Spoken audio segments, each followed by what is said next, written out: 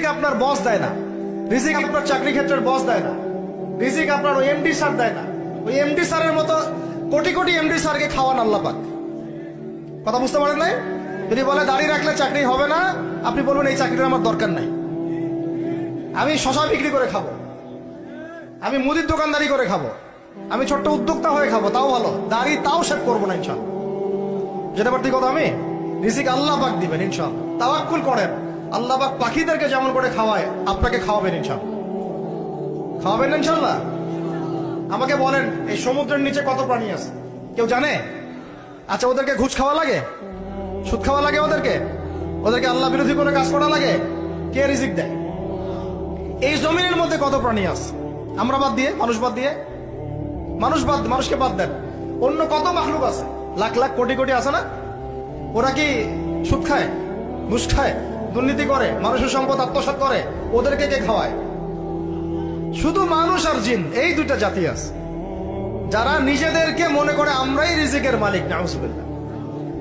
না মনে করলে তো আপনি ভয় করতেন না, আপনি মনে করতেছেন ভিতর থেকে যে আমি যদি এটা রাখি তাহলে আমার চাকরি চলে যাবে গা, আর চাকরি চলে গেলে আমার তো আর বউ বাচ্চা খাইতে পারবে না। মানে বউ বাচ্চার খাওয়ার দায়িত্ব মনে আপনার নিজের।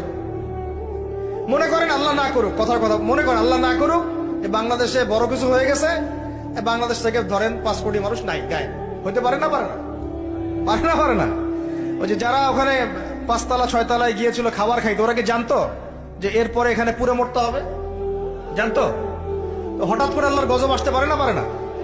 আর গজব ডাকার তো সব পদ্ধতি আমরা এখন অবলম্বন করে ফেলছি। গজব আসে শিরকের কারণে, শিরক দিয়ে ভর্তি হয়ে গেছে। গজব আসে হচ্ছে সুদের কারণে, সুদ দিয়ে ভর্তি হয়ে গেছে। গজব আসে হচ্ছে বেহায়াপনার কারণে, বেলাল্লাপনা, বেহায়াপনা, মানে পর্নোগ্রাফি, জেনা, ব্যভিচার ভর্তি হয় নাই? মেয়েরা ছেলেদের পোশাক পরে হাঁটতেছে রাস্তাঘাটে, ফুটতেছে না? হায়া লজ্জা সব উঠে গেছে। তারপরে গান বাজনা বাদ্যযন্ত্র, এটা গজব নাজিলের কারণ, বাড়ছে না?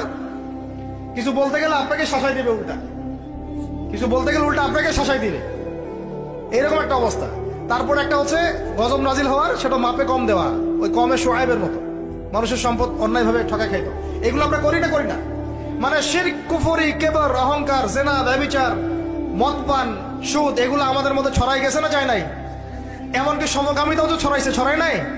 এখন আবার লিঙ্গ পরিবর্তন করে মানুষ ট্রান্সজেন্ডার হইতাছে, ইত্যাদি নাউজুবিল্লাহ। আর আল্লাহ পাকের বিধান, কোরআন বাদ দিয়ে তো তাগুতি বিধান চলতেই আছে না? এগুলোতে আল্লাহ পাকের শাস্তি কত কাছে মনে হয় আপনাদের? যে কোনো সময় আসতে পারে না? ওইটাই বলছিলাম, মনে করেন যে বাংলাদেশের 5 কোটি মানুষ নাই, ভূমিকম্পে ধ্বংস হয়ে গেছে, অথবা মনে করেন গজবে ধ্বংস হয়েছে, অথবা অন্য কিছু, নাউজুবিল্লাহ। আল্লাহ পাক আমাদেরকে মাফ করেন। আমি এখন ওই 5 কোটি মানুষের পরবর্তী প্রজন্ম, মানে বাল বাচ্চা কাচ্চা যারা আছে, এদের জীবন চক্র থেমে যাবে না চলতে থাকবে? বলেন, পৃথিবীর ঘূর্ণন থেমে যাবে না চলতে থাকবে? সময় থেমে যাবে না চলতে থাকবে? তাহলে আমরা কেন চিন্তা করি যে আমরা ছাড়া আমাদের পরিবার চলবে না? হ্যাঁ, আমরা এই হারাম চাকরি না করলে আমার পরিবার খাইতে পারবে না, আমি সুদ না খাইলে আমার পরিবার চলবে না, আমি সমিতিতে নাম না লেখাইলে আমার বাল বাচ্চার বেতন দিতে পারবো না। কেন চিন্তা করি এভাবে? আমার কথায় কি যুক্তি আছে না নাই? একটু হলেও তো আছে নাকি? আমরা যদি কেউ না থাকি আমাদের পরিবার চলবে না? চলবে। আমার আব্বা মারা গেছেন আমার বয়স যখন 5.5 কি 6 বছর, আমার ঠিক মনেও নাই স্মৃতিতে, 5.5 কি 6 বছর, এরকম অনেকেই আছেন।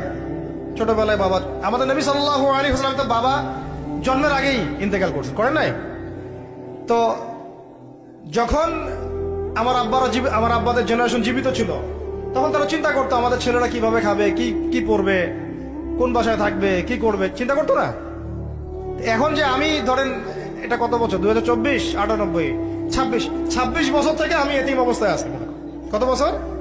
26 বছর হয়ে গেছে। 26 বছর আমি চলি নাই, খাই নাই, কাপড় পরি নাই, পড়াশোনা করি নাই, আজকে আপনাদের সামনে বসে আছি না? এগুলো কার দেওয়া? তাহলে আমাদের চিন্তাটাকে আগে আল্লাহমুখী করতে হবে। রমজান এই চিন্তাগুলো দেওয়ার জন্যই আসে,